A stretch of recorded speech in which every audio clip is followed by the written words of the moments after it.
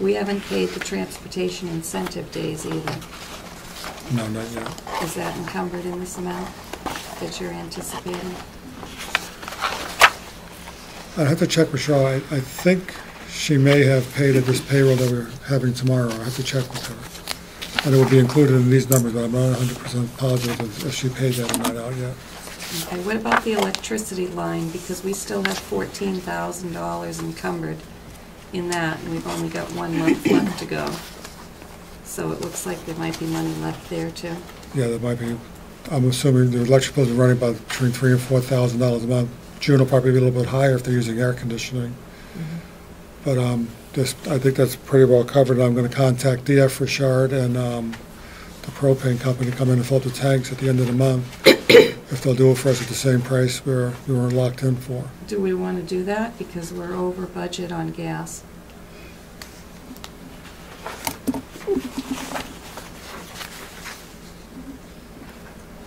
Theoretically, prices would go down. I'm just trying to get them topped off so they're at the lower price, because obviously the price will go up for next budget period. We did that last year too. Right. And we're well under budget to be able to absorb that just in the electricity portion of the facility. And Bob is working on the $17,000 encumbrance to see how much of that is still necessary. In the building care maintenance. And the repair of buildings to see how much of that is still required for the end of the year. Yeah. So I think we'll be okay in maintenance, in the maintenance area if we purchase the gas and fuel oil at this year's price, if they'll do that for us. They did last year, so I can't imagine that they wouldn't.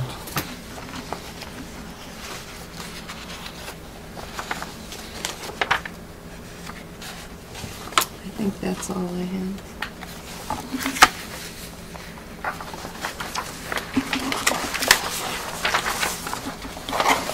Any other questions on the expense report? I will bring a clean, or send a clean one for the June 20th meeting. Okay. So you can see with another analysis of the fund balance. Okay, thank you. But you know that's going to be a moving target right through end of July, because you don't know what's going to come in before the end of the year. We have to pay everything that's invoiced in 2011-12 in this current year. Yep. So I'm pushing to get everything in by July 15th, so we can hopefully have a clean report by the end of the month. We haven't been having very many requisitions. No, very few. Very little is coming. Most of what's coming through are for grants, so that doesn't affect the general fund of the budget. Okay, anybody else have any questions? We have the March treasurer's report. Do we have the April one? No, she's working on April. Okay.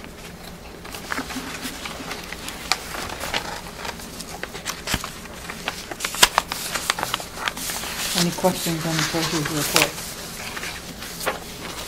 So we should have the April one for the June 20th meeting. What was that? We'll have the April one for the next meeting, the treasurer's report. I'm hoping we will. You know, we're working with the treasurer to get the up-to-date.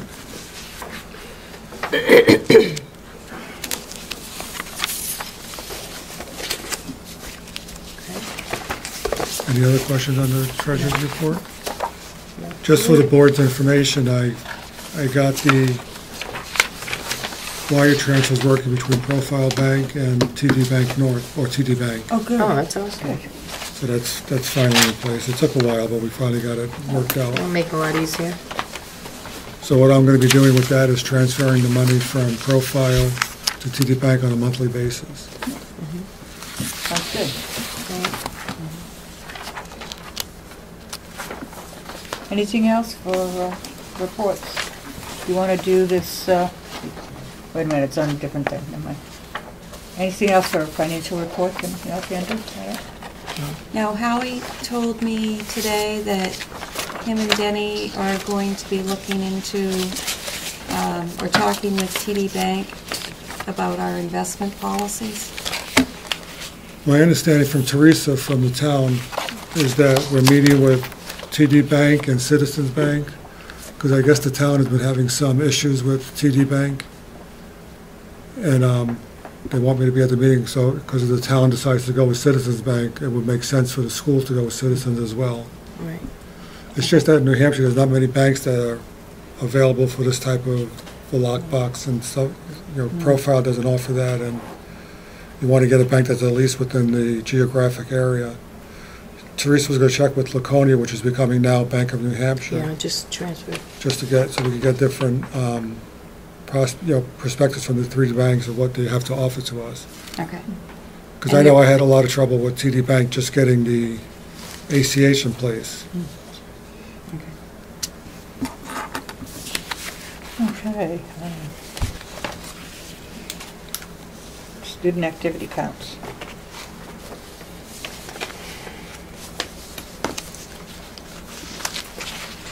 I need to look this over and digest it. I don't know about anybody else. I'd like to put it on the next agenda, but anybody have any questions now, feel free. Well, I think at the very least, we'd like to at least thank Sandrea for all the work she's done. I mean, this looks great. Yeah, I've given her that information. Yeah. She's been very helpful. What I want to do, if it's okay with the board, I don't think you need to vote on it, but I'm going to have them send me any check request before the checks are issued so I could approve it I like that. Yeah. before they go out and issue Yes, checks. absolutely, Andrew. And I think now with it being an ADS and showing every detail, it'll be a lot easier, because I can sit in my office and see exactly what's going in and out of the account now. Now, I guess we're going to put this on the next agenda as well, but I think that my main concern is whether or not the teachers are aware of some of these funds that are available to them. You know, I'm looking at these lines, and my understanding is the teachers don't even know that they have funds that they can use for different activities, and they do have a student activity fund. So I want to make sure all the teachers do know that. There is money there for activities, and it's not being used. We've had a little bit of discussion in the last couple of meetings, and I was told that the teachers were made aware of it, but a couple didn't know. It might so. be something that you really want to discuss with the new principal and new Yeah, superintendent, and so how- that they can talk about what are some of the things that they would really like to see, because I think you don't want just the people that are the squeaky wheels to Right. get everything, and you need to find a way that's equitable and fair to distribute. To Well, we're working on the distribute that. procedure, on the outline on, On guidelines, I have. the I have lots guidelines to for put student together. activity, and then maybe at that point, when we work with the new administration, letting the teachers know Right. what's available to them and what the criteria is so that they can utilize it, and take advantage of the funds that are there and do what they need to do with the children without an expense to the parents. Okay.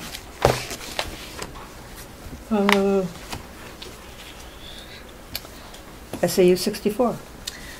A couple of things.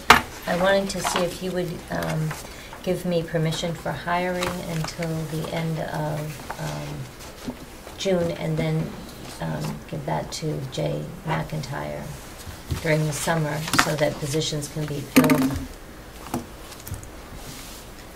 as needed. No. I'm not interested in doing that. I don't know about the rest of the board. Okay? Well, I'm interested in giving Gil permission until the end of June. And then we can discuss this with Jay. Okay. That's fine.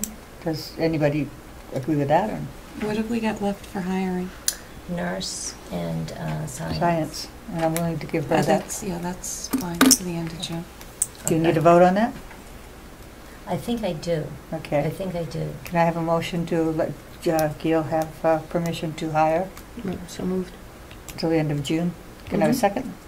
Second. All in favor? Aye. Aye. We'll discuss the next one with the next Okay. guy. And then also, once a year, you have permission to apply for grants, and that would be all of your, consolidated grants, everything, and you just have to have that officially Yeah. done once a year. And it's for the SAU to apply. That should be, for- yeah, It should that- be fine. yeah. Can I have a motion to give the superintendent, is that who? You could say the SAU. SAU permission to apply for grants. I'll make a motion. Have a second? Second. All in favor? Aye. Aye. Okay. And then, if I could just highlight a few things. Spalding's graduation is this Friday night. We have 6th grade students at Camp Calumet this week. 8th grade field trip to Boston is on June 8th. The step-up day is June 11th. June 12th is the field day with a rain date of the 13th. Hopefully we won't need it. Award ceremony, it's by grade level. The K through 4 group is 9 a.m. The 5 through 8 group is 1:30. 8th grade ceremonies at 6. And June 15th is early release, last day for students. Kindergarten ceremonies at 9 o'clock on the 15th. And then teacher workshop, as I mentioned, is on the 18th. And that's pretty much it. I just wanted to highlight, just in case someone was watching. Viv and I are going to the graduation at Spalding, presenting diplomas It's all part of it. to some of the Wakefield students. Right, so we'll both be presenting on Friday night. Yeah. And I'll also be at Rice on the 11th, Bryce what? the RCE. And Oh. I'll Okay. be at the ceremonies also for the Wakefield students. And that'll be on June 11th. Okay. Anything else? All right, school board business, roof. Are we going, Oh, I didn't get my notes. just a quick question. Last month Doug read the Student of the Month. For April. Yeah, Would you like to read them for me? I would. I Go think ahead. they should be recognized. I'm sorry for interrupting. No, I usually look at that and ask one of the administrators to read that. Well, I think that it's important to recognize Student of the Month. And for the month of May, we have kindergarten, we have Julia McCarthy, and that's KF is Fraser, right? And Miss Levis' class, we have Audrey Tebbs. Miss Young's class, we have Malika Gould. We have, I'm just going to read the names, Benjamin Elliott Walker in grade 1, grade 1 Tristan Atkinson, Shane Owens, also in grade 1. In grade 2, we have David Poliat and Mia Campbell, Lulu Hicks. And grade 3, we have Haley McPherson, Teresa Chesley, Juliana Owens is grade 4, Samantha Linder in grade 4. Grade 5 is Brandon Hanscom, Callie Fulkerson. And in grade 6, we have Taylor Dodrell and Taylor Thibodeau and Andrew Chandler. In grade 7, Dominique Paradise, Shay Kocher. I'm sorry if I'm butchering your names. Caitlin Adrian. In grade 8, we have Sienna Batchelder, Cody Fogg, and Ian Sublet. And again, I apologize if I mispronounced your name, but congratulations, job well done. Student of the month of May. Very good.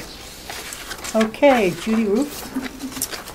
I wish Steve was here. I know. I spoke with Chip Kraus, who was the architect of the building project at the time that the addition was put on and the roof was put on over the activity area. The original plans did not include a roof over the activity area. The original plans had that as an open courtyard. A board previous to that had designed the building, and the plans stayed on the shelf for a few years until it was time for the project to proceed. The board at the time, which I was part of, had asked about enclosing that because there was a circulation problem and the corridors were too narrow, and we would have been bringing the 7th and 8th graders out all the way around to get into the gymnasium. Chip did not just say, oh sure, put a roof over it, it'll be fine. He had a structural engineer design the roof. It was over-designed to hold a snow and water weight of 3 feet. The emergency drain was put in at the 2-foot level just for that purpose. It's an emergency drain. If in fact the interior drains inside the building, which if you look out in this activity area, you'll see brick columns. And there's actually drains that come down from that roof, down through the brick columns, out through the floors. It was also designed so that the emergency pipe was at the 2-foot level, so it was not sitting on the bottom of the roof, so that if for some reason the roof drains failed, they could hook a sump pump up to that pipe at the 2-foot level. You couldn't hook it up if it's down on the bottom underneath the water. So the roof drains were put in as a precaution. The emergency roof drain was put in as a precaution. The roof was built structurally to hold 3 feet. Chip was not concerned at all about the construction of it. He said that if he was building a brand new building, no, he would definitely not have designed a roof like that. But he designed what he could for the situation he was given at the time. The only other solution would have been a huge roof going from a point to a point, which would have, he said, been overframing, would not have been cost effective, would not have met the height restriction. And you have to remember that everything that we were trying to do was on a confined site, because we needed to attach to the current building. We had not that much area on that side of the building because of the banking and the river that's down there. Again, we wanted to improve the circulation of the building as far as traveling for the kids. It also gave us the extra room, which over the last several years we've been very thankful to have, because many things have taken place in that room. Overall, was it the perfect roof to have on the top of the building? No. But it was the solution that fit at the time. It is safe. He did not feel that having to replace the roof within the 15-year period was a nuisance maintenance issue. He also did want to let me know that there is a new rubber membrane out that's good now for 30 years. So if you're going to replace, again, make sure you get the 30-year roof membrane. And he also said that we did not do the roof any justice when our previous maintenance crew went up there with snow blowers and shovels and did the damage to the roof that they did. Nor did we do any justice to the roof when the cans and bottles were stuck down and blocked the roof drains.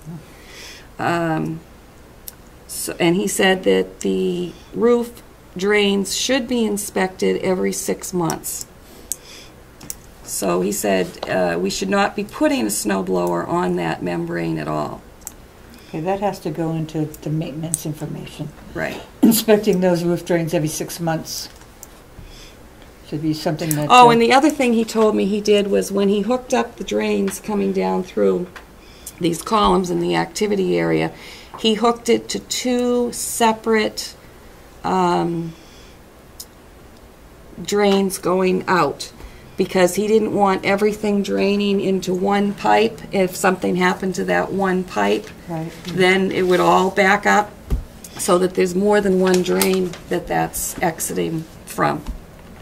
The fact remains, it wasn't an architect that designed this, it was a No, it was a structural engineer that did the design. He also said that he'd be more than willing to give us the name of a structural engineer that will come out and evaluate the snow load capacity of the entire building, and that would run about $800 to $1,000 to do the evaluation, and that would give you the weight. If he can do every roof and tell you what the proper snow load is for the entire building, if we wanted to do that. But I'm not concerned confident about that, the roof. Good information, Judy. Anybody have any questions that you want to ask? Pretty thorough. So if you'll tell Bob that, he has to put that on his list to check those drains every 6 months. Bob checks them. He's up on the roof a lot on almost most of the storms. I think I'm just thinking it should be on that list. The wind storms, he said, and rainstorms. Him and Joe usually go up and check it, but the drains themselves should be checked every 6 months. Right. Great. Okay, Andrew, telephone system. I thought we had something on that in our pile. We do. More yellow. Yeah. You like yellow? I know you've got a yellow shirt on. Well, it does help you find it. It does. It helps a great deal. What I did on the top portion of the worksheet, it shows what Fairpoint is costing us for telephone system a month. With different lines, and what would it cost if we went to Time Warner. Time Warner would charge us $40 a line for local and long-distance calling within the U.S. But even though we go to Time Warner, we still would need to have 3 landlines through Fairpoint for the fire alarm and police department for the security system. So basically what it comes out to is we'd save about $113 a month, $1,356 a year. And these are preliminary numbers because we have, I got a number from Fairpoint that it's $40 a line, but there would be work to do in order to get there. That's what I'm wondering is what would we have to pay to have We'd have to bring the phone line into the computer room. I talked to Steve Gagnon, who was the head of the DAC Day. Mm-hmm. And he says that his concern with using the internet or using Time Warner, if the internet system goes down for any reason, you lose your telephone service. Yeah. He says that, even with Fairpoint, if there's a power outage, you lose the phone system, but it takes usually a cable company a lot longer to get up and running than it takes the electric company. So he goes, those are things he would consider. He goes, sometimes you'll get a lot of static over the line because it's digital, similar to like a cell phone. So those were his only concerns that he wanted you to be aware of. Now, you say if you lose your phone line because of a storm, I have a phone in my house. It's just one of the old-fashioned phones, and that's the only one that rings when you do have more you have service. Those?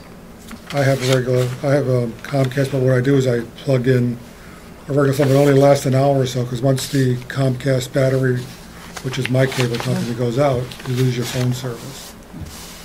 Where he's saying with the regular phone companies, they usually stay on longer, and the electric company or the phone company is quicker to respond if it's a phone issue. I know if electricity goes off, my fax and my phones are out, except for this one telephone. And I just wondered if people have one of those old-fashioned telephones where the line stays Right, because if you have one of those phones, like those portable phones, Yeah. they run on electricity. So Right. I keep a regular phone in the house, just as you say, Just for that, plug in right. case. Yeah, so I we do would too. have, we need. I mean, it only a couple lasts, like I say, an landlines. hour or two, but It still isn't on forever. No? Oh, wow. It's an hour or two. so Oh, it's, I guess I haven't I'm noticed. not sure if the savings is enough to take the risk.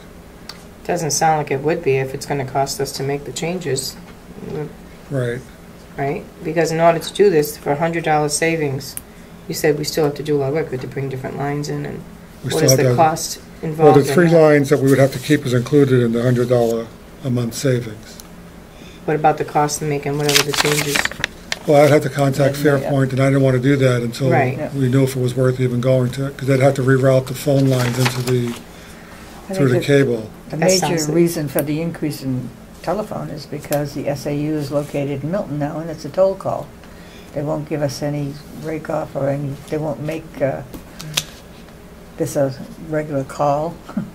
Can we get one line where we'd have the long distance included? Because I we can have call like Milton one or two from my designated phone in lines that we'd have Wakefield, long distance? Because I'm a 470. Without Well, the if you extra did that, cost? we just increase the amount of long distance calls in that line. It wouldn't change what it's costing you for long distance unless you did away with lines, and you don't want to do that, Right. because then you'd have a hard time getting into the school. Okay, anybody got any comments or questions? I don't think it's worth making any changes at this point. Do you, Andrew? I know. It doesn't look it to me. Not because of the cost factor, just the being a school and running the risk of not having phone service during a storm or something. I don't think we should run the risk. But that's just my opinion. Okay. I'll leave it alone. And leave it alone, yeah, Yep. just the way it is. If it's working, don't. Thank you, Andrew. You're welcome. End of the year reports. Do you have that on there, Judy? I had put that on. I just am concerned because we're gonna have a turnover both at the SAU and at the administration level in the building to make sure that our end-of-year reports are all filed. And do you have something scheduled for who's going to be doing what and Yeah, when? I sent, this is kind of like, comes from the Department of Ed, I'll just send it around, I didn't think to make copies, just so you could see what the end of the year schedule is. Basically, it's the secretaries that do most of the end of the year reports. The only one that the administration really needs to do is the bullying, the safety survey report. Yeah. And that's almost can be right out of Power School. And so what I sent to everyone is, you can't leave in June until you've done your safety report. So I just sent that out. And then Kathy at the SAU really does the verification. So she's the I4C coordinator at the SAU. So Okay. Kathy really is doing a lot of those things, but what she'll do is she talks to secretaries, guidance people to do their pieces. Really, the only ones that are administrative that I really bug the administrators about is the safety report. one. Yeah. Okay. And what about ordering for next year? How is that going to work? Who's going to be responsible? Again, your secretarial staff would do most of the ordering, but I think what we need to do is maybe I'll come up and sit down with Barbara and Trish together to make sure we've got where those things are. We have had some days where Jerry and Trish have met, to go over things. Jay has been in to meet with me. Mary Wilson was up yesterday to meet with Linda. She met with me, she met with Linda, she came up and met with the Wakefield, I'm trying to think which team it was. It was the data team, I think, that she Good. met with. Good. And so as far as like This is the new curriculum the new board? curriculum Yeah, coordinator, okay. as far as, we're all worried about passing the baton Mhm. and making sure that things aren't dropping. Right. And the biggest is in grants, because you have to close this grant before you can open this grant. Mhm. You have to do that report. And so I know that Linda met with her. She's coming again on the, I want to say, she's coming to the two end of the year. I want to say the 18th and the 15th, I think she's coming again, so that she can meet more of the people, but also just to really go over that grant piece. And Ann Arsenal is excellent at knowing what reports need to be done and keeping that up. I mean, she's not going to be writing what they did for activities, Okay. but she definitely is on top of that. Jay and I have met one full day. Priscilla was there with Jerry and Doug, right? Was there anybody Yeah, else Doug. there? I had him on a Jerry, really Doug, yeah. tough schedule. Jay was in there too. Jerry, Yes. Jay, and Doug. Jerry, Jay, and Doug, yes, we're all there. And we went through all the initiatives, all the Wakefield initiatives, where things are, where they are in my office. This is your Wakefield shelf. This is the book that shows you how to do budgets. This is the book that shows you how to do negotiations, all of those things. So I do feel like that we're transitioning pretty well. And he's coming again Tuesday, I think. I was only there for a short time during that meeting. I wasn't there for the whole day that they were there. They were on a tough schedule. Yeah, so I was only there for a short time. Yeah.